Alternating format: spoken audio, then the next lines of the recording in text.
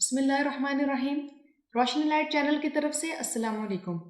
नाज़रीन कराम, आप लोग सल्तनत उस्मानिया के ख़ात्मे, उस्मानी ख़ानदान की जिलावतनी और इस ख़ानदान के बहुत से अफराद का ईसाईयत कबूल करने के बारे में वीडियो देख चुके हैं। मगर सवाल ये पैदा होता है कि इनके साथ ऐसा सलूक क्यों किया गया जो कि किसी यूरोपीय शाही ख़ानदान के साथ नहीं किया गया। तो इसकी वजह यह है कि असल में इन्हें यूरोप ने इबरत का निशान बनाना था। उस्मानी ख़ानदान के साथ ऐसा जानबूझकर किया गया और सदियों की साजिशों के बाद इस मुसलमान ख़ानदान को कुफर की दलदल में धकेल दिया गया। इनके साथ जिलावतनी के मौके पर जिल्लत आमेज सलूक की सबसे बड़ी वजह यह थी कि 8वीं सदी में मुसलमान अरब फौजों ने फ्रांस पर हमला किया, मगर वो नाकाम रहा। इसके बाद सलीबी जंगों का दौर शुरू हुआ, जिसमें सल्जूक तुर्क इन सलीबियों के आड़े आए और कई जंगों में इन्हें सल्जूकों से शिकस्त का सामना करना पड़ा। मगर सल्जूक भी यूरोप के किसी इलाके को फतह ना कर सके।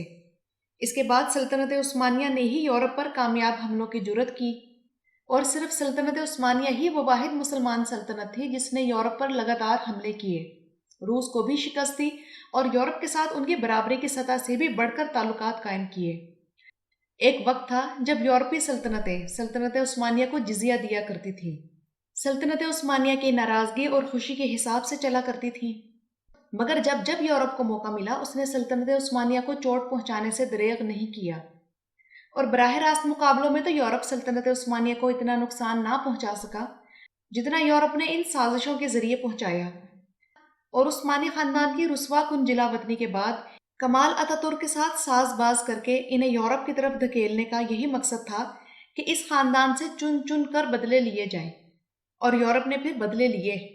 इन्हें इनके माल असबाब, जायदाद, इज्जत और नामूस से महरूम करने के बाद जहां जहां मौका मिला तो उनसे दीन इस्लाम से ताल्लुक भी छीनकर अपना इंतकाम पूरा किया।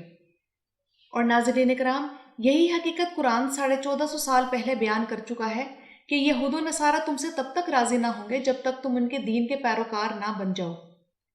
पाकिस्तान या हिंदुस्तान के लोग अपने नाम के बाद कौम, कबीले या बरादरी का नाम जैसे लगाते हैं, तुर्की में ऐसा नहीं होता। मगर उस्मानी शाही खानदान के अफराद अपनी शनाख्त के लिए उस्मानोगलो का लफ्ज़ अपने नामों के आखिर में लगाते हैं। जिला वतन उस्मानी शाही खानदान का सरबराह इस वक्त दुंदार उस्मानोगलो है। वो एक अमरीकी शहरी हैं और न्यूयॉर्क में रहते हैं। इस वक्त इनकी उम्र 91 साल है। इनसे पहले उस्मानी खानदान के जो सरबराह थे उनका नाम बायजीद उस्मान था, जिनकी वफात 2017 में हुई। इनकी वालदा शहजादी सादिया की शादी प्रिंस तौफीक से हुई और तुर्की से जिलावतनी के बाद यह खानदान फ्रांस चला गया। शहजादा तौफीक को पियानो बजाना और गाना गाना आता था, मगर वो लोगों के सामने परफॉर्म करने में शर्म महसूस करते थे। इनके 2 बच्चे थे, बायजीद उस्मान और जैम उस्मान। फिर गुर्बत की वजह से इनके ताल्लुकात खराब हो गए और शहजादी सादिया ने 1930 में शहजादा तौफीक को तलाक दे दी और अपने दोनों बेटों को लेकर चली गई। इसके बाद इनकी पेरिस में एक अमरीकी बिजनेसमैन विलियम थैलोन डाइस से मुलाकात हुई और शहजादी सादिया ने उससे 1932 में शादी कर ली, जिससे 2 बच्चे रुडोल्फ हेलॉक और बहरी लॉरेंस पैदा हुए। यही उस्मान बायजीद 2017 में वफात पा चुके हैं। आज भी कई उस्मानी शहजादे दुनिया भर में मौजूद हैं, जिनमें नाज उस्मानोगलो, ओरहान उस्मानोगलो, याउस सलीम उस्मानोगलो वगैरह हैं। मगर इनमें से कुछ ने ईसाईयत का मजहब इख्तियार कर लिया है और कुछ मुल्हिद बन चुके हैं। उस्मानी खानदान के मौजूदा सरबराह दुंदार उस्मानोगलो सुल्तान अब्दुल हमीद दोयम के पड़पोते हैं और इस वक्त सिर्फ सुल्तान अब्दुल हमीद दोयम ही वो उस्मानी सुल्तान है जिनकी औलाद मजहब इस्लाम की पैरोकार है। मगर अफसोस कि इनकी पड़नवासी मदीहा नामी डी मार्टिनीज ने जोस लुइस मार्टिनीज फर्नांडस से शादी की, जो कि एक सफारतकार था। उससे इनकी एक बेटी पैदा हुई है जिसका नाम आयशा मरी क्रिस्टाइन नामी है और उसके मजहब का कोई अता पता नहीं।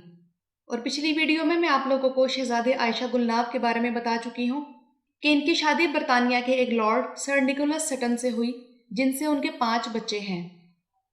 इस तस्वीर को देखिए, ये सल्तनत उस्मानिया के मौजूदा शहजादों की तस्वीर है। इसमें एक शहजादे का नाम महमूद फ्रांसिस उस्मानोगलो है, जिसकी बीवी का नाम जिनेविया रॉबसन उस्मानोगलो है। और नाम से ही आप लोग अंदाजा लगा सकते हैं कि इनकी बीवी का मजहब क्या होगा।